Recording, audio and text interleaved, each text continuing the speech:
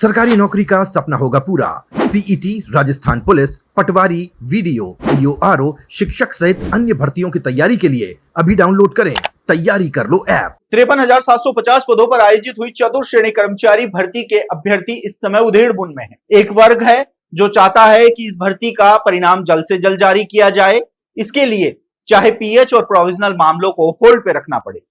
तो वहीं एक वर्ग चाहता है कि इस भर्ती का परिणाम एक साथ जारी किया जाए, क्योंकि यदि प्रोविजनल और पीएच मामलों को होल्ड पे रख दिया जाता है तो ऐसे में इनका परिणाम जारी होने में एक लंबा वक्त निकल सकता है, क्योंकि पूर्व की भर्तियों में जब इस तरीके से परिणाम जारी हुआ है तो ऐसे में प्रोविजनल और पीएच अभ्यर्थियों के परिणाम जारी होने में महीनों का समय लग गया। हालांकि दोनों ही वर्ग आमने सामने हैं, दोनों ही की मांग है वो अपनी अपनी जगह जायज है, लेकिन क्या इस भर्ती का परिणाम कर्मचारी चयन बोर्ड जो ये संकेत दे चुका है कि इस भर्ती जो ये इतनी बड़ी भर्ती निकाली गई है इसका एक साथ परिणाम जारी करना मुमकिन नहीं है, यानी कि इसका परिणाम 2 से 3 टुकड़ों में जारी किया जाएगा। पहले जो परिणाम जारी होगा उसमें एक बहुत बड़े वर्ग लगभग 45 से 50,000 युवाओं के परिणाम को शामिल करेंगे, जिससे इस भर्ती को समय पर पूरा किया जाए। 6 जून को मुख्य सचिव की अध्यक्षता में एक बैठक हुई। इस बैठक में मुख्य सचिव ने चतुर्श्रेणी कर्मचारी भर्ती को जल्द से जल्द पूरा करवाने के लिए दिव्यांग अभ्यर्थियों की मेडिकल जांच जल्द करवाने,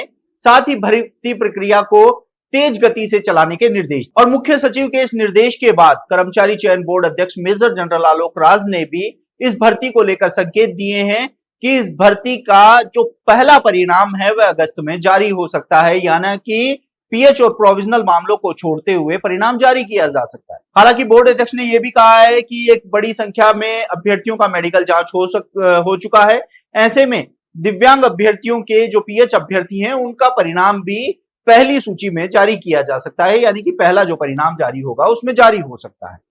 लेकिन सबसे बड़ा सवाल यह है कि क्या कोर्ट का जो एकल पीठ का आदेश आया है इसके बाद क्या कर्मचारी चयन बोर्ड परिणाम जारी कर सकता है? आपको बता दें कि जीरो मेरिट को लेकर हाईकोर्ट की एकल पीठ ने एक महत्वपूर्ण आदेश दिया था।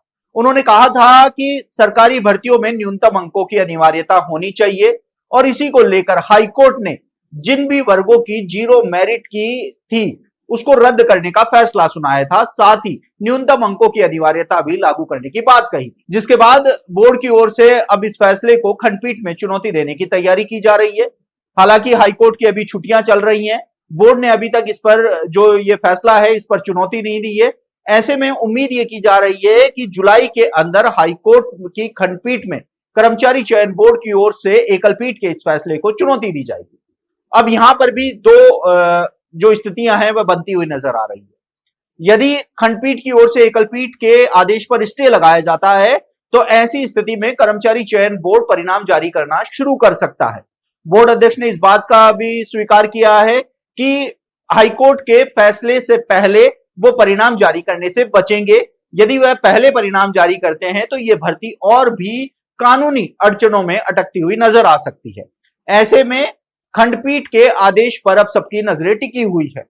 यदि हाईकोर्ट की खंडपीठ स्टे देती है तो कर्मचारी चयन बोर्ड के परिणाम जारी करने का रास्ता साफ हो जाएगा, लेकिन यदि खंडपीठ एकल पीठ के आदेश को यथावत रखती है तो ऐसी स्थिति में कर्मचारी चयन बोर्ड के सामने और सरकार और शिक्षा विभाग के सामने ये मजबूरी बन जाएगी कि इस भर्ती में इन वर्गों में न्यूनतम अंकों की अनिवार्यता होनी चाहिए। तो वहीं दूसरी ओर अभ्यर्थियों ने यह भी आरोप लगाया है कि बोर्ड ने 10 गुना अभ्यर्थियों के पास करने के चक्कर में पूरी मेरिट के साथ ही खिलवाड़ कर दिया, क्योंकि ऐसी स्थिति में जीरो अंक वाले अभ्यर्थी भी दस्तावेज सत्यापन प्रक्रिया में शामिल हो गए, जिसका खामियाजा अब युवाओं को भुगतना पड़ रहा है। ये तमाम ऐसे सवाल हैं जिनके जवाब चतुर्श्रेणी कर्मचारी भर्ती के अभ्यर्थी चाहते हैं, लेकिन उनको इन सवालों के जवाब नहीं मिल रहे हैं।